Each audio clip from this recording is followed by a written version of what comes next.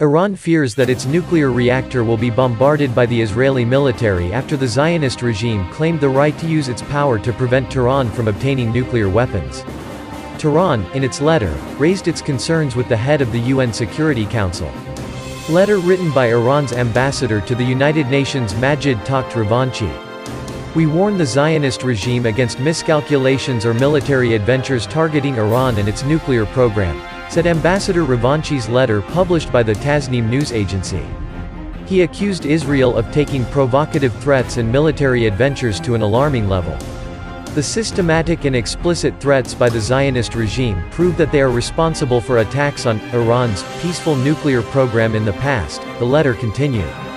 Earlier, Secretary of State Yair Lapid met with United States Secretary of State Antony Blinken and United Arab Emirates Secretary of State Abdullah bin Zayed in Washington. Lapid said Israel reserves the right to use force to prevent Iran from obtaining nuclear weapons.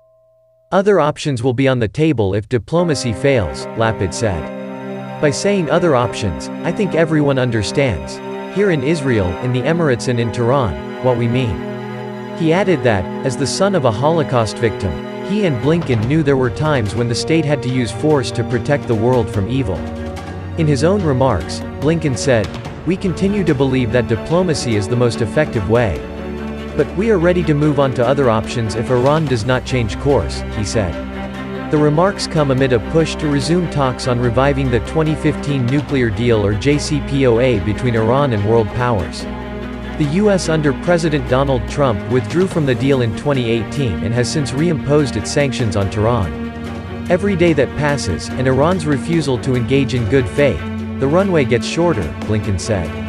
Time is running short. We are getting closer to the point where returning to compliance with the JCPOA will not in itself reclaim the benefits of the JCPOA. U.S. President Joe Biden, in office since January 2021, has signaled a willingness to return to the 2015 deal, which gave Iran relief from economic sanctions in exchange for clear limits on its nuclear activities.